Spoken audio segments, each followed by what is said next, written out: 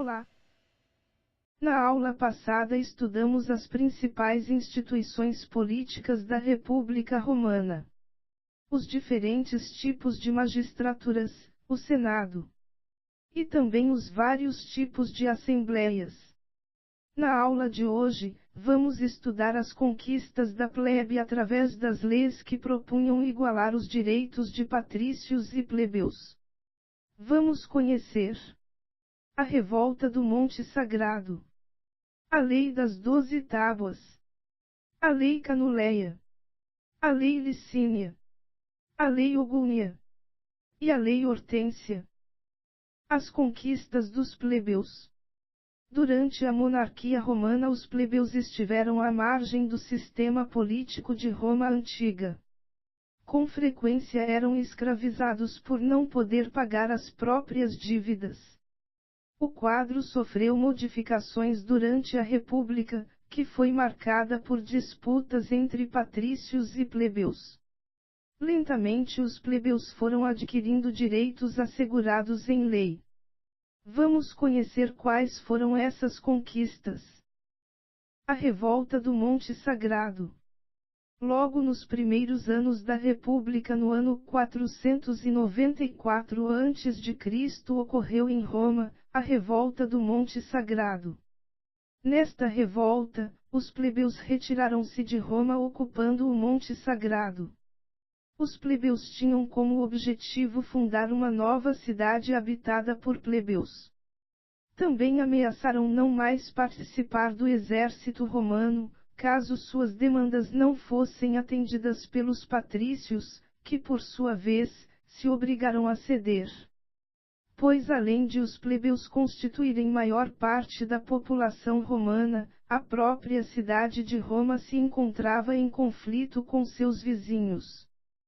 Para convencer os plebeus a retornar a Roma, e a se reagrupar ao exército romano, as lideranças de origem patrícia usaram como estratégia de convencimento, libertar os plebeus que estavam escravizados por não poder pagar suas dívidas, além de proibir novas prisões pelo mesmo motivo. Foi uma estratégia temporária, mas que serviu para contornar a revolta dos plebeus. Porém houve uma consequência duradoura. No período que se sucedeu após a revolta do Monte Sagrado, os plebeus conquistaram o direito de ter e escolher os próprios magistrados. Neste caso, os tribunos da plebe, que eram escolhidos através de uma assembleia própria para os plebeus. Lei das 12 Tábuas. Em 450 a.C. surgiram as primeiras leis escritas de Roma, que eram públicas e válidas tanto para patrícios quanto plebeus. O conjunto de leis foi elaborado por um grupo de 10 juízes chamados de decemviros, que organizaram e fizeram uma compilação das normas baseadas nos costumes que norteavam a aplicação da justiça em Roma. Essas leis foram escritas e gravadas em placas ou tábuas que ficavam expostas em local público. Desta forma os plebeus não dependeriam mais da memória dos patrícios na hora de aplicar as leis, evitando desta forma que arbitrariedades fossem cometidas. Lei Canuleia. Aprovada em 445 a.C., a Lei Canuleia garantiu o direito ao casamento entre patrícios e plebeus, o que antes não era permitido. Com o passar do tempo, esse tipo de união passou a ser interessante para os dois grupos, pois muitos patrícios haviam empobrecido, ao passo que muitos plebeus haviam adquirido riquezas.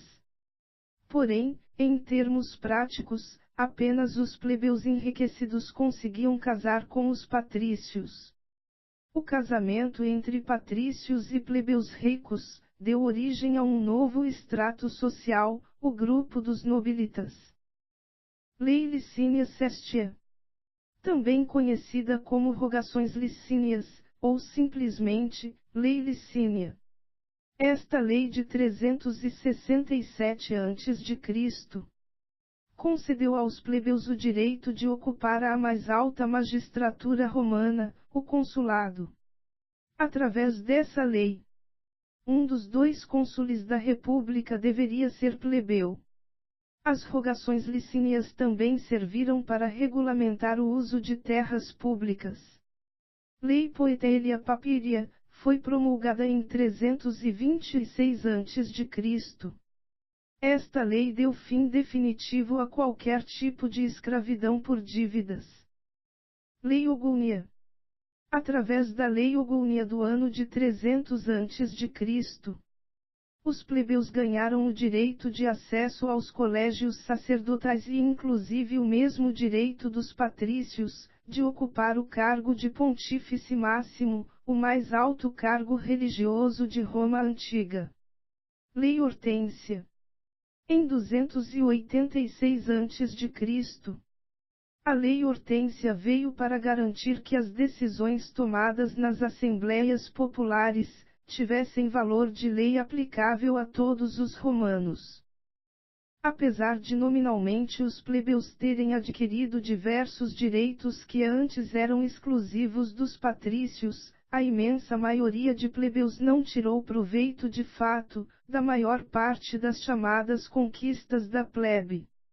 Os maiores beneficiários foram os plebeus enriquecidos, que passaram a conduzir os rumos da República Romana juntamente com os já privilegiados patrícios. Na verdade, a República antes dominada exclusivamente por patrícios, com as chamadas conquistas da plebe, terminou por transformar-se em uma verdadeira república plutocrática. Ou seja, uma república onde o poder era efetivamente exercido apenas pelos mais ricos.